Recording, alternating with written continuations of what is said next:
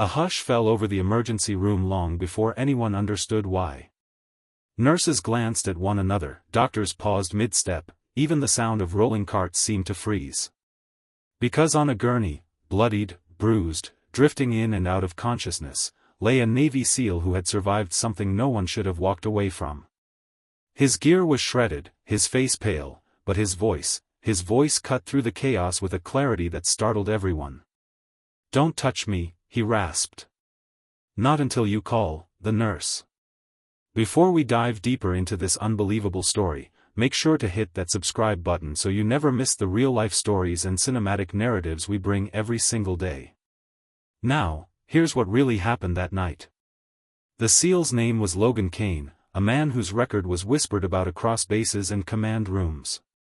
Highly decorated, endlessly respected, and infamous for one thing: he never showed weakness. Yet here he was, bleeding out on a hospital bed, ordering an entire medical team to stop everything until one specific nurse arrived. Doctors exchanged confused looks. They had no idea which nurse he meant. Logan barely had the strength to breathe, but he repeated it with a strain that sent chills through everyone standing there. "Call the nurse, her. She'll come." Dr. Reeves, the attending physician, crouched beside him. "Logan, we need to stabilize you now. You've lost too much blood." "Call her," Logan insisted. And then, as if surrendering to the darkness trying to swallow him, he passed out.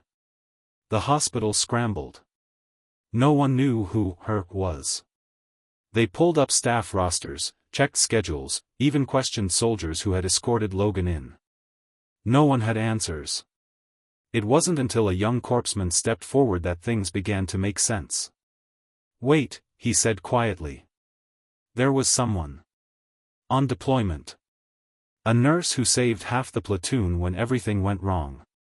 Logan trusted her more than anyone. But she left the service years ago." That sent the room buzzing. If she wasn't even in the military anymore, how were they supposed to find her? The corpsman swallowed. He always called her by one name: Angel. The search began. Phones rang. Records were pulled. Someone found an old address. Another found a civilian registry. Minutes felt like hours as Logan's condition deteriorated. But then, a call connected. A woman answered, her voice soft but steady. "This is Claire." "Ma'am," the staffer said breathlessly, "we have a critical patient demanding you specifically." He says you're the nurse." Everything went silent on her end for several long seconds. And then she spoke just 2 words: "I'm on my way." Back at the hospital, Logan's vitals dropped. The medical team could no longer wait. They began prepping him for emergency surgery. But just as they started, the automatic doors slid open with a metallic whisper. A woman stepped inside, hair in a loose braid, wearing civilian clothes and a hospital badge hastily clipped to her shirt. Claire. She wasn't dramatic. She didn't announce herself. But the moment Logan heard her voice, "Logan, I'm here," his monitors spiked, and he stirred for the first time since losing consciousness. The team stared in disbelief as Claire walked straight to his side. When she touched his hand, Logan's breathing eased. "Angel," he whispered, barely audible. "Knew you'd come." Claire didn't smile. She didn't cry. She simply nodded, all professionalism and quiet courage, as if she'd stepped right out of a war zone and into this room without missing a beat. "Let them help you, Logan.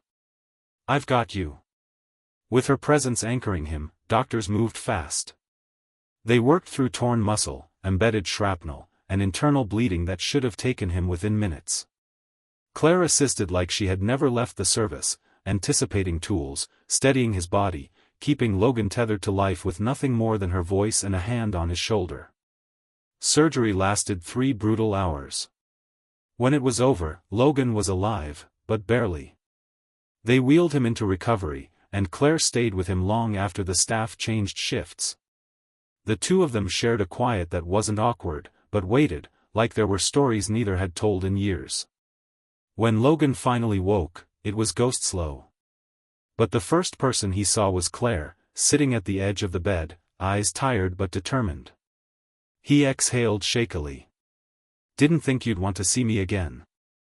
"You almost died asking for me," she replied softly. "That counts for something." Logan looked away, the weight of old guilt darkening his face. "I never apologized. For abandoning you. For leaving the field when you stayed behind to protect the team." Claire's expression shifted, not anger, not pain, but something deeper. "Logan. I never needed an apology. I just needed to know you made it out. That you didn't spend the rest of your life blaming yourself for things none of us could control." He closed his eyes, and a single tear slipped down his cheek. Not from weakness, but from finally laying down a burden he had carried for years. As days passed, Logan healed. Not completely, not yet, but enough to walk, enough to smile, enough to joke with the nurses. The hospital staff watched as Claire remained by his side. They weren't lovers, not in the romantic cliché sense. They were something more complicated, forged under fire, burned by memory, and somehow reunited by fate at the very moment one of them needed the other most. When Logan was finally discharged, staff gathered to see him off. Before he left, he turned to Claire. "Stay," he said quietly. "Not for me. Just, stay in my life." Claire paused. Then she stepped forward and wrapped her arms around him, not dramatically, not for the crowd, but gently, like she had just found someone she thought she'd lost forever. "You're stuck with me now," she whispered. And for the first time since being wheeled into the ER, Logan smiled without pain. "Before we close, I want to know, from which part of the country are you watching this video?